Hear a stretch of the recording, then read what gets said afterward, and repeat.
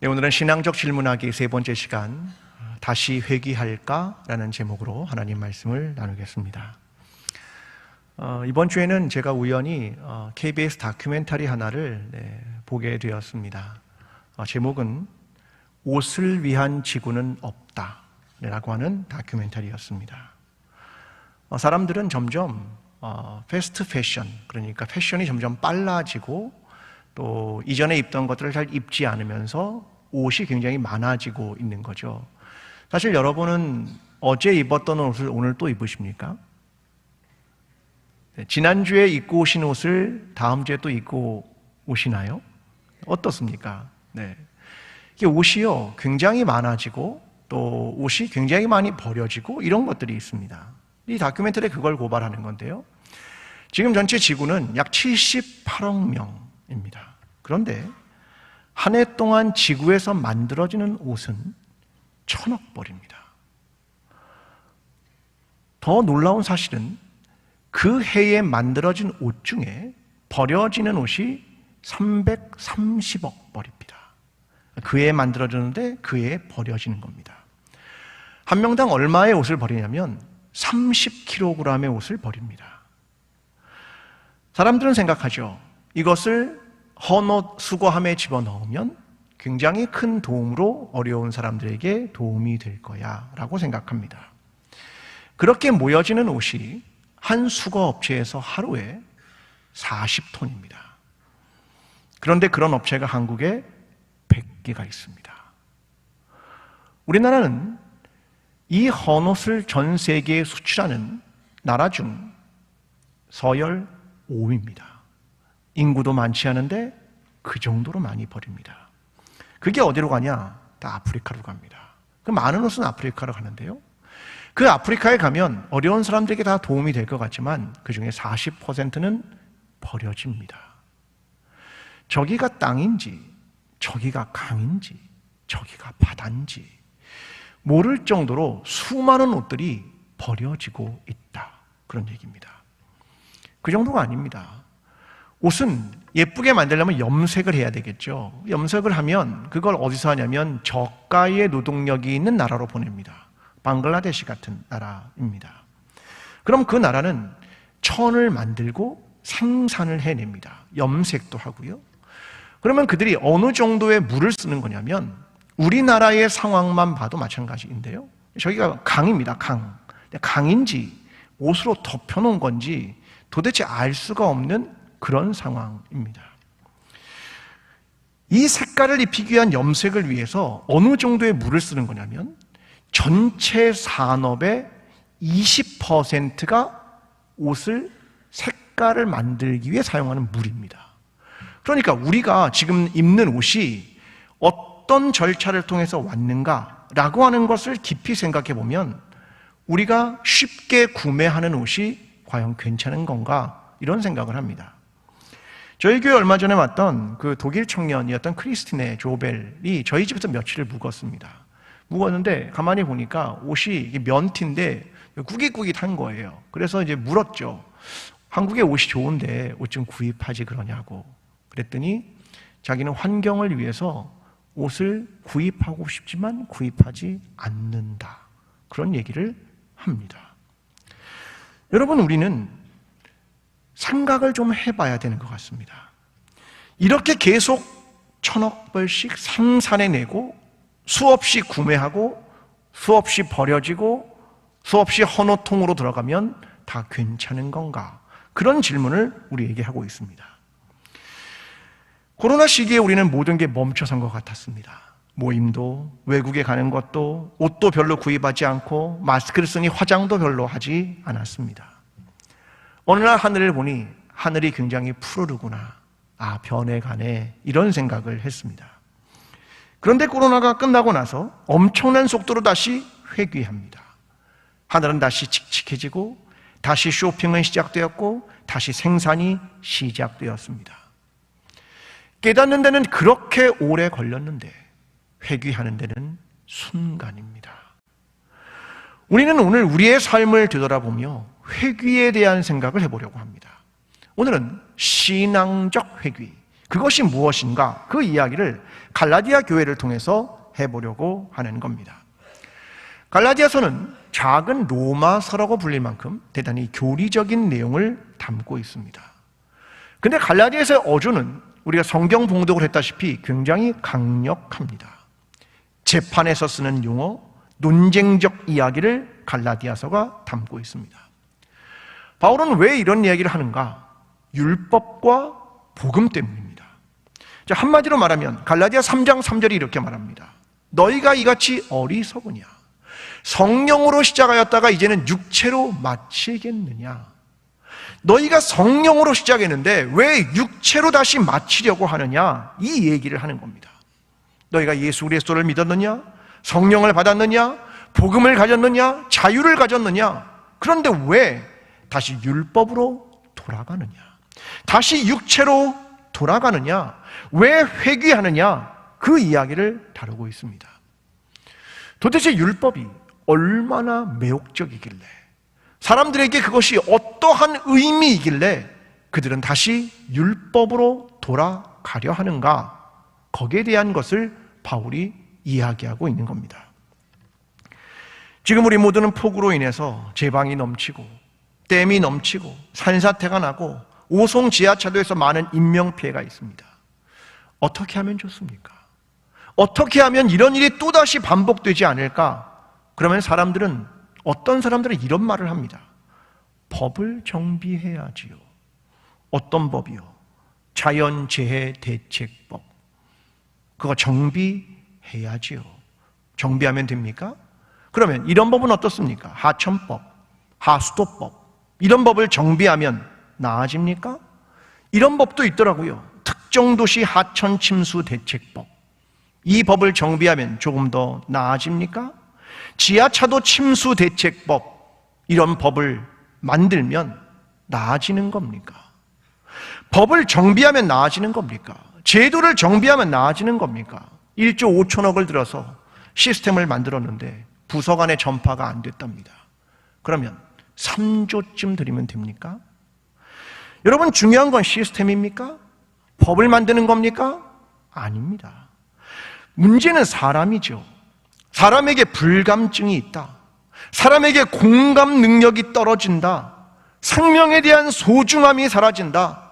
함께 아파하는 일이 사라진다. 이것이 본질적인 문제가 아니겠습니까? 오늘 바울은 한 사건을 꺼내서 이야기합니다. 바로 베드로의 사건입니다. 베드로가 이방인과 함께 식사를 하고 있었던 일이었습니다. 갈라디아 2장 12절과 13절에 이렇게 말합니다.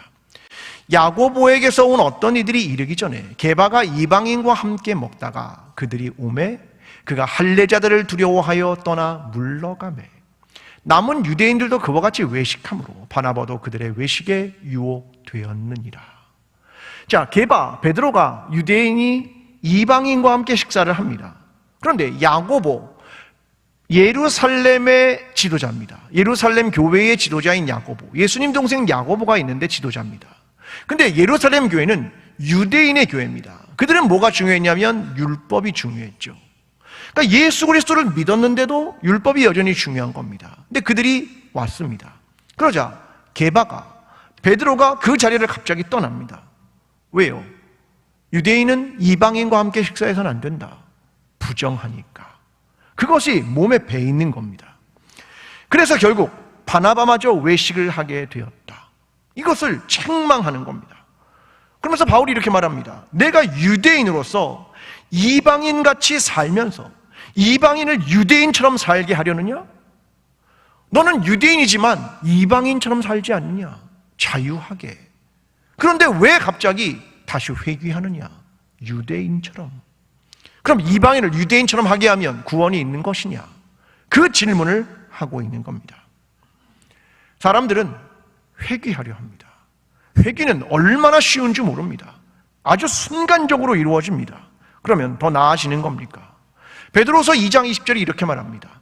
만일 그들이 우리 주 되신 구주 예수 그리스도를 알므로 세상의 더러움을 피한 후에 다시 그 중에 얽매이고자면 그 나중 형편이 처음보다 더 심하리니 우리가 다시 돌아가면, 다시 예전으로 돌아가면 더 나아질 것인가? 아니다. 베드로서 2장 22절은 이렇게 말합니다. 속담 이야기를 하죠. 개가 그 토했던 곳에 도로 들어간다. 다시 회귀한다, 그 말입니다. 회귀하면 더 나아집니까? 아니요. 회귀할 때의 문제는 이겁니다. 내가 예수 그리스도를 믿었는데 다시 예전으로 돌아간다. 그러면 뭘 얻었다고 생각하냐면 내가 처음 가졌던 죄책감 사라집니다. 내가 예수 그리스도를 믿음으로 보혈로 해결한다는 단순한 해결책, 그것이 내 양심을 마비시켜버립니다. 이제 내가 얻었지. 그러니까 무엇을 해도 돼. 다시 돌아가든 말든. 내 안의 양심은, 내 안의 죄책감은, 찔림은 사라집니다. 난 무엇을 얻었다, 이미 얻었어, 이 생각을 하기 때문입니다. 히브리서 6장은 이렇게 말합니다. 하나님의 선한 말씀과 내세의 능력을 맛보고도 타락한 자들은 다시 새롭게 하여 회개하게 할 수 없나니 이는 그들이 하나님의 아들을 다시 십자가에 못 박아 드러내놓고 욕되게 함이라. 내가 예수 그리스도를 믿고 내 정과 내 탐욕과 내 정욕을 십자가에 못 박았는데 다시 돌아갔다? 그것은 다시 예수를 십자가에 못 박는 것이다. 이게 회귀야. 그 얘기를 들려주는 겁니다. 저와 여러분은 한국교회에 복음의 정점을 살았던 사람들입니다. 그래서 제자 훈련 같은 걸 굉장히 많이 했습니다. 저도 물론 해봤고요. 여러분 제자 훈련하면 하루에 성경을 몇 장씩 읽어야 되는 거 해보셨습니까? 네, 하루에 기도를 1시간, 2시간씩 해보셨습니까? 안 해보셨습니까? 네, 다 해보셨죠? 저도 엄청나게 해봤습니다. 뭐 성경을 하루에 80장, 뭐 하루에 3시간 엄청 해봤습니다. 그걸 매일매일 기록해봤습니다. 그렇게 몇 달, 몇 년 해봤습니다. 그리고는 그것이 어느 날 끝났습니다. 그럼 어떻게 됩니까? 우리는 다시 회귀합니다. 다시 회귀하는 데는 시간이 오래 걸리지 않습니다. 과거로 회귀하는데, 본성으로 회귀하는데 그렇게 오래 걸리지 않습니다. 우리는 긴장의 끈을 늦추면 안 되는 겁니다. 오늘 베드로를 보십시오. 예수님과 3년 동안 함께 살았습니다. 그리고 예수 그리스도의 부활 이후에 지금 갈라디아서가 약 55년쯤 기록되었다고 하니 부활 이후에 20년이 지났습니다. 그랬던 그가 다시 유대인의 전통과 삶으로 회귀합니다. 순간의 말입니다. 우리는 생각합니다. 코로나 이후에 사람들은 회귀합니다. 시대도 변했고 사람들도 변했습니다. 그런데 빠르게 회귀합니다. 교회는요, 교회도 다르지 않습니다. 우리는 코로나 시대를 거치면서 신앙의 본질이 무엇이냐를 끊임없이 고민했습니다. 많은 예배를 드리는 게 아니라 예배 하나가 얼마나 소중한지를 깨달아야 한다, 그걸 뼈저리게 경험했습니다. 신앙은 종교 행위를 지키는 게 아니야. 그러면서 그랬던 사람들이 사회로부터 지탄을 받았죠. 신앙은 삶이지. 그걸 가슴 깊이 새겼습니다. 신앙을 지키려면 작은 모임들 소그룹이 얼마나 중요한지 알지. 서로를 격려하고 서로에게 도움이 되고 서로를 기도하고 말씀을 나누고, 그게 얼마나 중요한지를 끝없이 경험했습니다. 그런데 그걸 금방 잊습니다. 이스라엘 백성을 보십시오. 나라를 잃었습니다. 바벨론 포로로 끌려갑니다. 그들은 더 이상 성전에서 제사를 드리는 것이 하나님을 믿는 거라고 생각했는데 더 이상 성전도 없습니다. 예루살렘도 없습니다. 제사를 드릴 수 없습니다. 바벨론 포로로 끌려갔으니까. 그럼 거기서 하나님을 믿는 신앙이 뭐냐? 그 질문을 했겠죠. 하나님을 믿는 신앙은 뭐냐? 그래서 그때부터 그들이 했던 게 뭐냐면 성경을 기록하는 거였습니다. 우리의 손에 성경이 들린 건 그때부터 기록이 시작됐기 때문입니다. 하나님의 말씀, 이게 하나님을 믿는 거야. 그들은 그때부터 안식일을 지키기 시작했습니다. 강력하게. 왜? 거룩한 시간, 그 시간을 지키는 것이 하나님을 믿는 거야. 그들은 그때부터 다음 세대를 신앙을 가르치기 시작했습니다. 그것이 그들이 경험했던 하나님을 믿는 건 어떤 제사를 드리는 게 아니라 바로 하나님의 말씀 가운데 서고, 그리고 다음 세대를 가르치고, 그리고 거룩한 시간을 지켜나가는 거다. 그들은 그렇게 생각한 것이었습니다. 그런데 그들은 돌아와서 곧바로 다시 변하기 시작했습니다. 바리새인들, 그들이 뭘 한 거냐면 다시 성경으로부터 율법으로 회귀합니다. 그리고 안식일의 법을 만듭니다. 613개의 조항으로 세밀하게 나눕니다. 이걸 지켜야 되는 거야. 그것이 맞습니까? 제사 종교, 그것이 율법 종교가 되어버린 겁니다. 다시 회귀한 것입니다. 사랑하는 성도 여러분, 다시 그리스도를 믿기 전의 삶으로 회귀하지 마십시오. 우리가 다시 종교와 율법으로 회귀하지 않아야 합니다. 우리는 누구냐면 예수 그리스도를 주로 고백하는 사람들, 예수 그리스도를 나의 주님으로 고백하는 공동체입니다. 우리가 보아야 할 것은 예수 그리스도이며 그의 삶과 그의 말씀이며 그의 십자가와 그의 부활입니다. 저와 여러분이 예전의 종교와 예전의 율법이 아니라, 그리스도를 알지 못했을 때의 육체가 아니라 예수 그리스도, 그분을 믿는 신앙으로 나아가게 되는 저와 여러분의 신앙이 되기를 간절히 기도합니다. 바울은 갈라디아 교회에 두 이야기를 들려줍니다. 하나는 아브라함의 두 아내, 또 두 아들에 대한 이야기를 들려줍니다. 자, 갈라디아서 4장 22절과 23절입니다.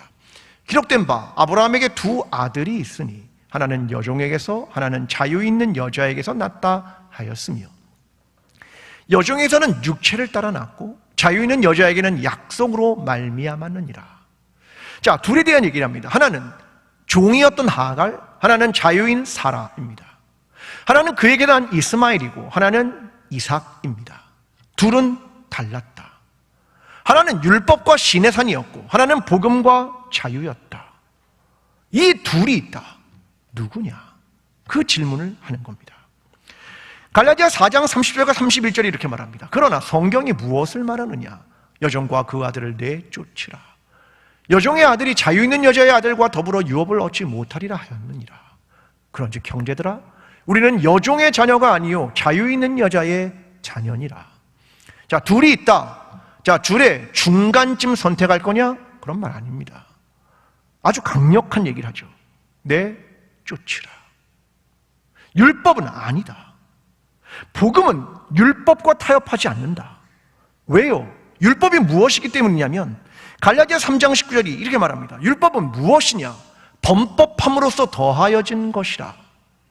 원래 은혜가 있는데 인간이 하도 범죄를 하니까 하나님이 최소한의 기준치를 만들게 법입니다. 그게 율법입니다.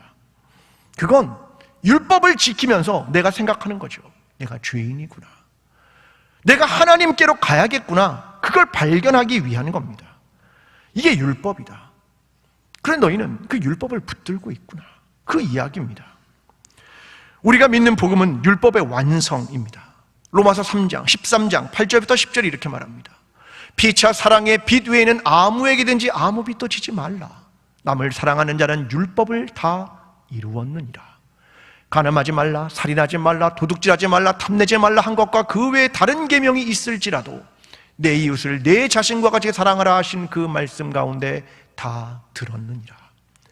사랑은 이웃에게 악을 행하지 아니하나니 그러므로 사랑은 율법의 완성이니라. 우리가 가진 복음은 이 율법 정도를 얘기하는 게 아닙니다. 그걸 간신히 넘어선다, 그거 아닙니다. 율법의 완성, 복음은 사랑입니다. 그 얘기를 하는 겁니다. 그래서 복음은 타율적이지 않습니다. 대단히 자율적입니다. 그래서 그 안에 손해보는 것 아무런 문제가 없습니다. 더 헌신하는 것, 더 사랑하는 것, 더 희생하는 것 아무렇지도 않습니다. 왜? 사랑하니까. 예수님은 서기관과 바리새인들을 책망하신 적이 있었습니다. 마태복음 23장 23절.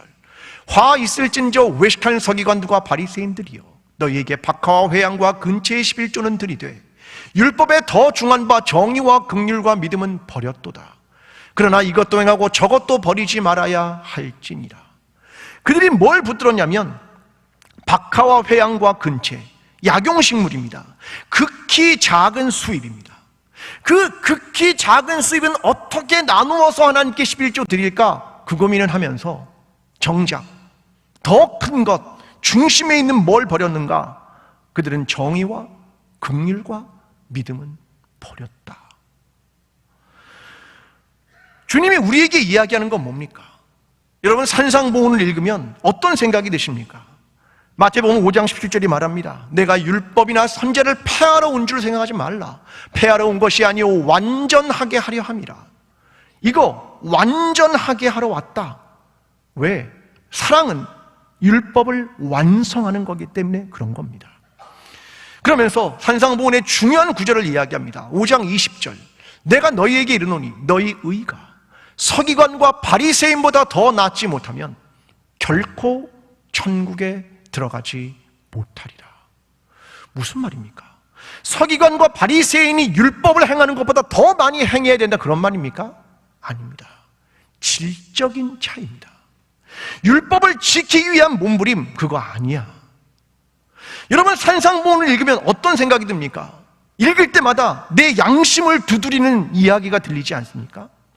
내 속내를 들키고 있는 것 같습니다. 산상보훈을 읽으면 껍데기가 아니라 그 중심에 있는 것들을 잃어버린 나를 발견하는 것 같지 않습니까? 그래서 너희가 서기관과 바리새인보다 더 낫지 못하면 결코 천국에 들어가지 못한다. 그 이야기를 하고 있는 겁니다. 바울이 통탄을 합니다. 갈라디아 3장 3절에서 5절. 너희가 이같이 어리석으냐? 성령으로 시작하였다가 이제는 육체로 마치겠느냐? 너희가 이같이 많은 괴로움을 헛되이 받았느냐? 과연 헛되냐? 너희에게 성령을 주시고 너희 가운데 능력을 행하시는 이의 일이 율법의 행위에서냐? 혹은 듣고 믿음에서냐? 여러분, 우리는 복음을 가진 사람들입니다. 율법의 행위 정도가 아닙니다. 예수 그리스도의 십자가와 부활을 붙들고 그의 삶을 알고 그의 말씀을 들은 사람입니다. 그 사람들이 법의 준수 정도를 생각하는 것 같습니까? 아닙니다. 복음은 이걸 넘어서는 겁니다. 우린 이것을 알아야 한다는 겁니다. 수준 낮게 말하면 안 됩니다. 넌 사랑하느냐? 그걸 묻고 있는 겁니다. 우리 교단에는 헌법이 있습니다. 우리 교단의 헌법을 만들 때 기초를 놓았던 분 중에 한 분은 우리 교회 원로 목사님이었던 한완성 목사님입니다. 근데 헌법을 크게 두 부분으로 나눕니다. 전반부는 신앙 고백과 요리문답이라는 교리입니다. 그리고 후반부는 헌법입니다. 그 양은 거의 절반입니다. 사람들은 뒤에 헌법의 내용만을 자꾸 봅니다. 그런데 그 앞에 있는 신앙의 고백과 신앙의 체계적 교리와 요리문답은 공부하지 않습니다. 그 내용은 무엇입니까? 웨스터민스터 신앙 고백, 요리문답, 소요리문답, 대한예수교 장로의 신앙 고백, 21세기 신앙 고백. 도대체 신앙이 무엇인지 그것은 공부하지 않고 뒤에 법만 보게 됩니다. 신앙은 사라지고 법만 남은 겁니다. 복음과 사랑은 사라지고 법과 규정만 남은 겁니다. 그러면 앞에 교리와 신앙은, 신앙의 고백은 형식적으로 붙여놓은 겁니까? 아닙니다. 이제는 법 앞에 이런 문구를 아예 새기면 좋을 것 같습니다. 하나님을 사랑하고 이웃을 사랑하십시오. 이것이 법의 완성입니다. 저와 여러분의 신앙은 시내산의 법인 하갈, 이스마엘이 아니라 사랑 안에서 자유한 사라와 이삭임을 기억하십시오. 우리는 율법과 얽매이는 것에 있는 사람들이 아니라 자유와 사랑의 복음, 그 복음을 가진 자임을 기억하며 그 신앙으로 살아가는 저와 여러분의 신앙이 되기를 간절히 기도합니다. 여러분, 바울은 이 복음이 무언가를 설명합니다. 갈라디아서 5장 5절과 6절. 우리가 성령으로 믿음을 따라 의의 소망을 기다리노니 그리스도 예수 안에서는 할례나 무할례나 효력이 없으되 사랑으로서 역사하는 믿음뿐이니라. 너희는 할례냐 무할례냐, 유대인이냐 이방인이냐, 교회 오래 다녔느냐 교회 오래 다녔지 않았느냐, 그런 거에 관심이 있지만 그렇지 않다. 성령으로서 믿음을 따라 그 말은 성령에 대한 이야기를 하고 싶은 거죠. 그럼 성령의 열매가 있느냐? 그 이야기를 끌고 옵니다. 갈라디아서 5장 22절 23절. 오직 성령의 열매는 사랑과 희락과 화평과 오래 참음과 자비와 양선과 충성과 온유와 절제니 이 같은 것을 금지할 법이 없느니라. 너희는 너의 삶의 자리에 성령과 동행하느냐? 너희는 열매 맺고 있느냐?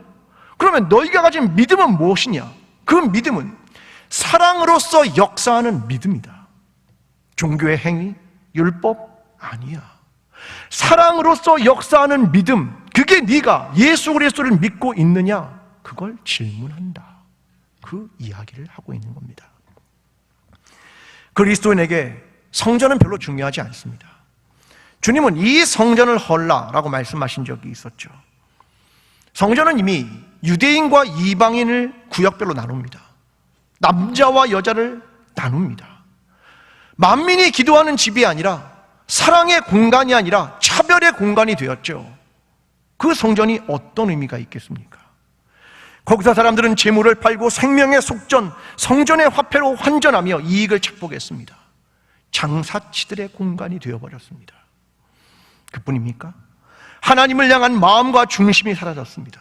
율법의 외식, 눈에 보이는 것, 사람들은 그것을 종교라고 부릅니다. 그것에 얽매입니다. 그리고 그걸 가지고 이 사람 신앙이 있느니 없느니를 판단하는 잣대로 씁니다. 율법은 그렇게 짐을 지우고 자기는 손 하나 까딱하지도 않고 랍비라는 칭호를 받기를 좋아합니다. 이것이 종교입니다. 여러분, 우리는 예수 그리스도를 믿는 복음을 가지고 있습니다.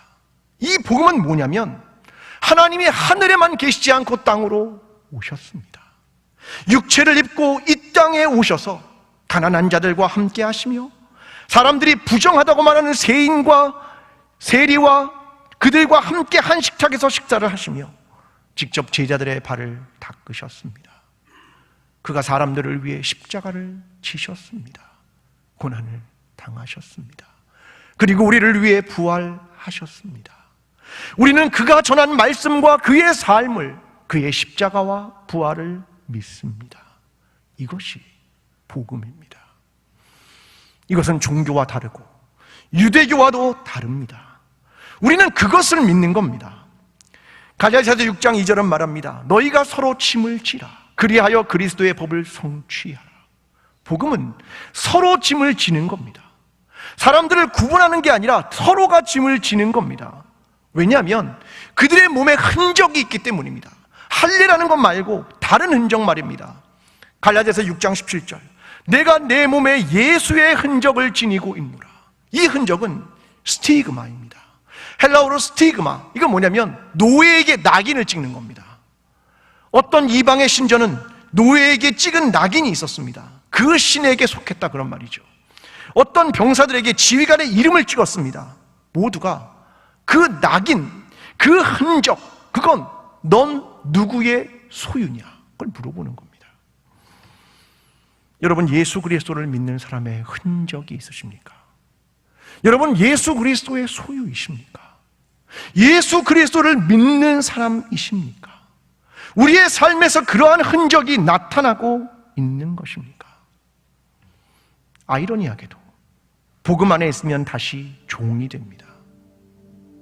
율법에 얽매이는 종이 아니라 사랑으로 서로 종노릇하기 때문에 그렇습니다. 서로가 짐을 지고 서로가 희생하고 서로의 아픔에 함께 참여합니다. 그래서 복음이 위대한 겁니다. 예수 그리스도를 믿는 믿음이 그렇게 엄청난 겁니다.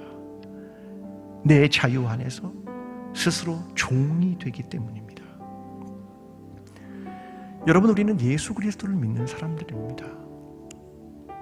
종교의 율법을 따르는 사람이 아니라 예배를 드림으로 종교 행위를 하는 사람들이 아니라 예수 그리스도를 믿는 사람들입니다. 그것이 무엇인지를 생각해야 합니다.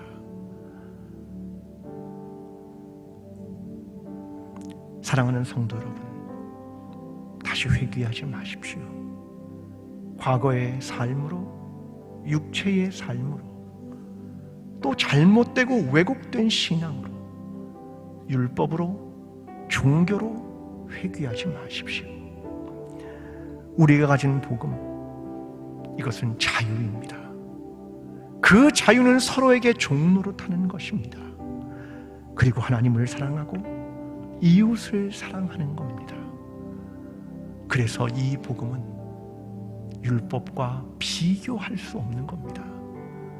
그리스도는 우리의 삶에 다른 것과 비교할 수 없는 분입니다.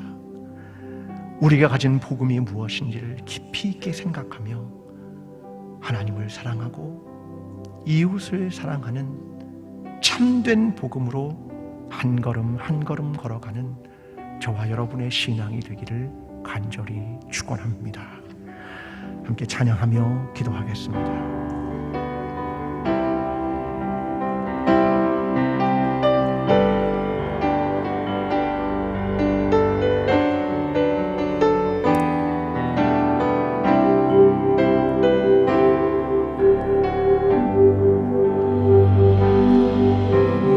주인 삼은 모든 것 내려놓고 내 주 대신 주 앞에 나가 내가 사랑했던 모든 것 내려놓고 주님만 사랑해.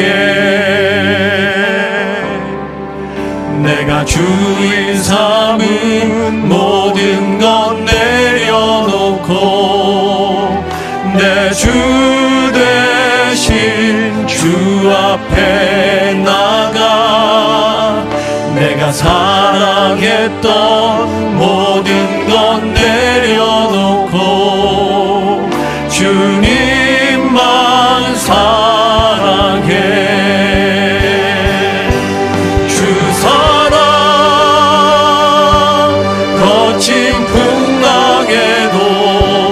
깊은 바다처럼 나를 잠잠케 해. 주 사랑 내 영혼의 반석 그 사랑 위에 서리. 주 사랑 거친 풍랑에도 깊은 바다처럼 나를 잠잠케 해. 주 사랑 내 영혼의 반석 그 사랑 위에 서리. 함께 기도하겠습니다. 하나님, 내가 그동안 주인처럼 여겼고 신앙에서 잘못된 것들과 율법과 종교들을 다 내려놓습니다. 내가 사랑했다는 걸 모든 것들을 내려놓습니다. 오직 주님만을 사랑하며 이웃을 사랑하는 그리스도를 사랑하는 하나님의 사람들이 되게 도와주시옵소서. 함께 기도하겠습니다. 사랑하는 하나님 아버지, 내가 오늘날 붙들었던 과거의 삶들과 나의 육체와 내 종교와 내 율법이 있었습니다. 하나님, 이 모든 것들은 아무것도 아니었습니다. 주님 다 내쫓으라고 말씀하십니다. 이제는 복음 안에서 진정한 자유를 누리는 사람, 예수 그리스도를 믿는 사람, 그 사람이 어떠한 사람이며 그게 가진 믿음이 과연 무엇인가를 질문합니다. 하나님을 사랑합니까? 우리는 이웃을 사랑합니까? 그 복음이 우리에게 있습니까? 그래서 우리는 서로에게 종노릇하고 있습니까? 하나님, 이 복음을 우리가 가졌습니다.